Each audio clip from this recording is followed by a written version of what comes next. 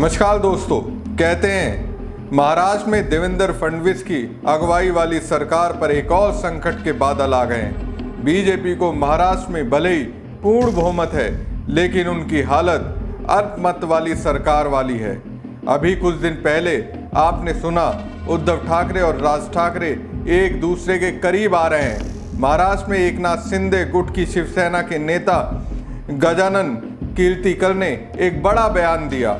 उन्होंने कहा कि महाराष्ट्र के असंख्यक शिव सैनिकों की ये इच्छा है कि राज ठाकरे और उद्धव ठाकरे एक साथ आएं। इसके साथ ही उन्होंने ये भी कहा कि उद्धव ठाकरे की शिवसेना, एकनाथ शिंदे की शिवसेना और राज ठाकरे की एमएनएस को भी एक साथ आना चाहिए।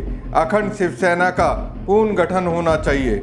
शिवसेना नेता और बाला साहब के पुराने शिवसैनी गजानन ने कहा कि बाला साहब ठाकरे के जीवित रहते हुए भी राज ठाकरे और उद्धव ठाकरे को एक करने की कोशिश हुई थी, लेकिन शिवसेना का विभाजन हो गया।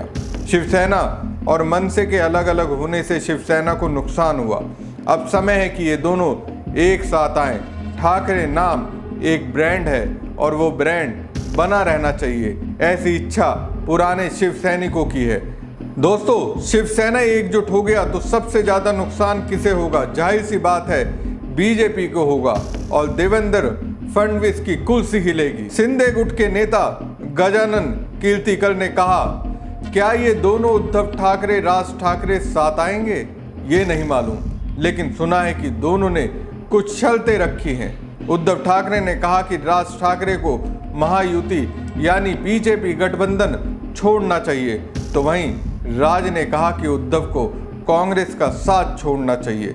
दोनों की बातें सही हैं। गजानन ने लोकसभा चुनाव के दौरान एकनाथ शिंदे की शिवसेना के लिए प्रचार भी किया था और शिंदे की उपस्थिति में शिवसेना में दोबारा एंट्री ली थी। आज दो शिवसेना में एक उद्धव ठाकरे की शिवसेना यूबीटी जो एमवीए के साथ है और एमवीए में कांग्रेस, शिवसेना यूबीटी और शरद पवार की पार्टी एनसीपी एसपी है। दूसरा एकनाथ शिंदे गुट की पार्टी शिवसेना जो महायुति के साथ है। इसमें बीजेपी, शिंदे गुट की शिवसेना और अजीत पवार की एनसीपी है।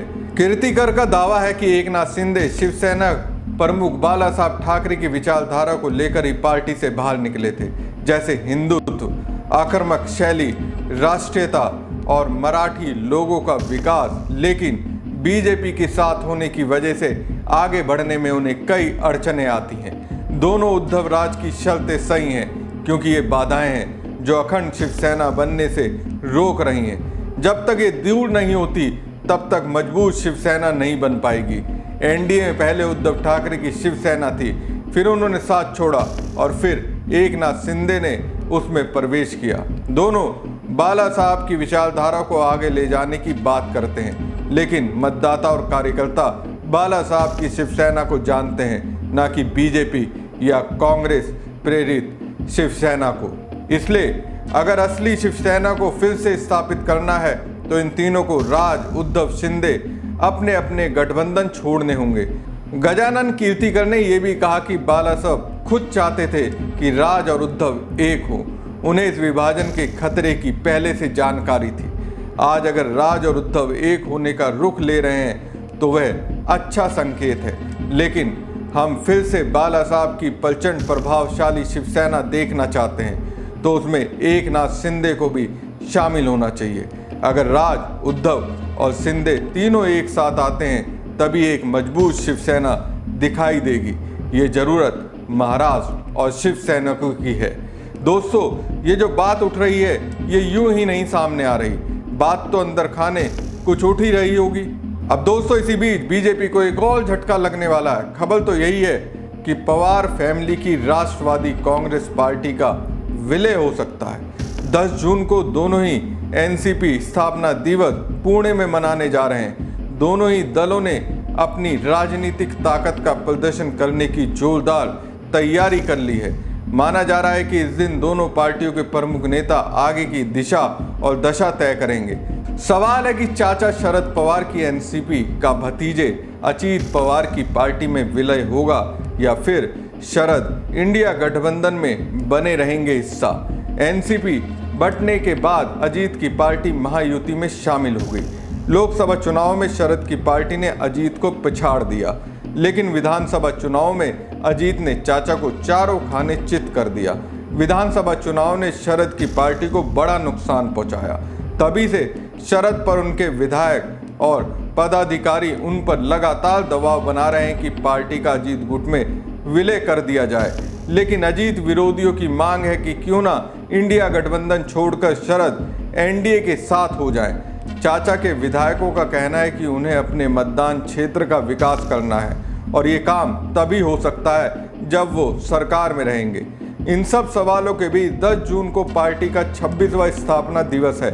शरद गुट पुणे के बाल गंधर्व रंग मंदिर, जो अजीत गुट बालेवाड़ी के श्री छत्रपति शिवाजी स्पोर्ट्स कॉम्प्लेक्स में स्थापना दिवस मनाएगा। चाचा और भतीजा कहीं ना कहीं किसी न किसी समारोह में लगातार मिल रहे हैं। मंच पर एक दूसरे से बातचीत भी हो रही है। ये तस्वीर दोनों दलों के नेता, कार्यकर्ता, पदाधिकारी देख रहे हैं। अजीत सत्ता में है, इसलिए शरद गुट से विलय की मांग उठ रही है। दोस्तों, राजनीतिक दृष्टि से स्थापना दिवस बहुत मायने रखता है। पवार परिवार के दोनों पार्टियों का विलय होगा या फिर दोनों विपरीत दिशा में जाएंगी। शरद पवार क्या रुख अपनाते हैं? समारोह में दोनों पार्टियों के प्रमुख नेताओं का झुकाव किस ओर होगा, ये भी मायने रखता है। एनसीपी की स्थापना 10 जून 1999 को हुई थी, जब तत्कालीन कांग्रेस नेता शरद पवार, पीए संगमा और तारिक अनवर ने तत्कालीन कांग्रेस अध्यक्ष सोनिया गांधी के विदेशी मूल का मुद्दा उठाया था, जिसके कारण उन्हें पार्टी से निष्कासित कर दिया गया था। संगमा अब नहीं रहे, जबकि अनवर कांग्रेस में है। बाद में एनसीपी ने कांग्रेस से हाथ मिलाया और महाराष्ट्र में सरकार बनी। 3 कार्यकाल 1999 से 2014 साथ रहे। 2019 में एनसीपी और कांग्रेस ने शिवसेना अविभाजित के साथ सरकार बनाई। जून 2022 में सरकार गिर गई। 2023 में अजीत पवार अपने विधायकों के साथ सत्तारूढ़ बीजेपी शिवसेना गठबंधन में शामिल हो गए। हमारी खबर आपको कैसी लगी कमेंट बॉक्स में कमेंट करके जरूर बताएं। साथ ही पेज को ज़्यादा से ज़्यादा लाइक और शेयर कीजिएगा। धन्यवाद।